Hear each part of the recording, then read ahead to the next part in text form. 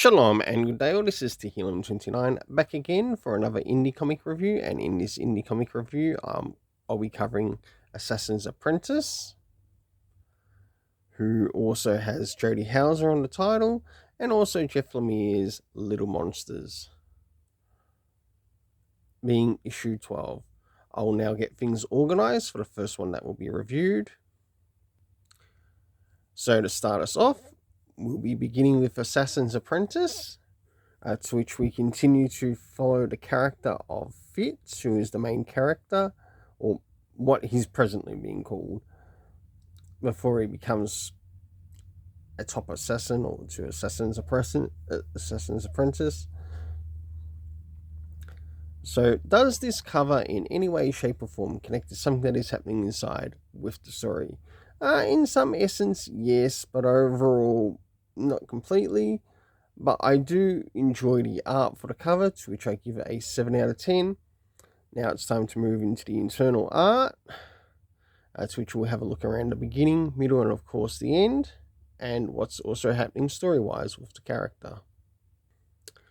So, as our journey continues with the character of Fitz, we learn that there's something happening with the character of Chade, who is basically someone who's a bit of a guardian over him, and some argument that's taking place. We'll now jump a little bit towards the middle of the story. Alright, as we start to jump towards the middle of the story, we get a situation taking place with the character, to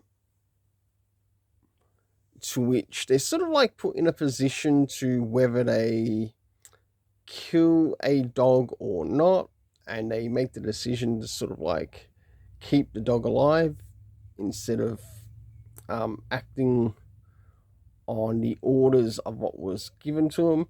You do get to see some reconciliation between the character as we start to draw towards the end. And as we start to draw a little bit further, we do eventually come up to that scene, and you do learn that the character does actually leave a knife behind, sort of like their first knife that they were given, whether it's like a decision making in regards to the knife. So overall, I did quite enjoy the art. So for the internal art, I gave it a 7.5 out of 10. Now it's time to move in regards to the story rating. So let's move into the first area. And did it actually get to cover some of the area of time? Yes, it did, to which we actually had tomorrow come up. So that would have probably been best appeared as the next day, but it did actually show up within the storytelling. The next is the area of the locations. Of course, with it with the locations not being given to us directly by the writer, I feel that does take away on what the storyteller is trying to give us. But of the rooms that I was able to make, of the locations I was able to make out, we had the bedroom of a house. We also had, what was it? The place of Frode, I think it is. I might have written that wrong because of my terrible writing, but that's neither here or there. But the cast of characters that we, sort of like the key cast of characters that are in here, of course Chade, the one that is under, or his mentor that is under, and also Fitz, who is the main character. Overall, I'm still enjoying this story.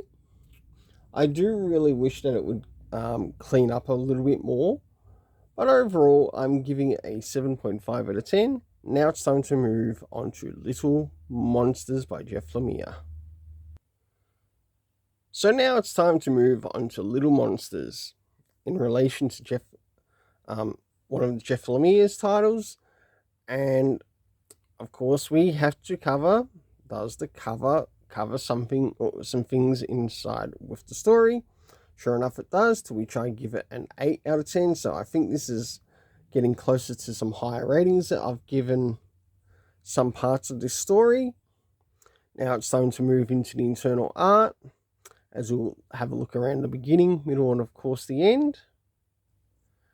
So as the story begins, we get a bit of a flashback with one of the characters known as Finnick. So this is working around, you'll see it as the younger character here. I'll just get a little bit closer so you can see him. All right, that character there on the left-hand side, the one who's like under the mentor carrying the gun, that is the character of Finnick. And we get to see some of his story in the background of what is taking place, and we'll eventually move to the future. So as we start to jump towards the middle of the story, we end up catching up with some of the other characters to which we haven't seen for a while, such as Laura. We have Romy, of course, who plays a big role in the story, probably one of the biggest roles in the story. And we get to see Finnick once again, sort of like in his older age, and he's also having a bit of a discussion with Laura, and she's trying to sort of like get across that what they're doing, they might be as bad as each other. With the story continuing, the group end up getting a reuniting with Raymond, which is really nice to see. And of course, Finnick does something that ends up putting someone in danger, because he's just too stubborn to see that he's any different than them. And of course, we get a bit of a look at the next issue. And it's going to be interesting to see what Romy will do in the next issue. So for the internal art, this has been consistent all the way through. I have given it an 8 out of 10.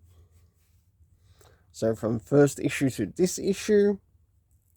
So moving into the next thing, and that is the area of the story. So let's move to the first area.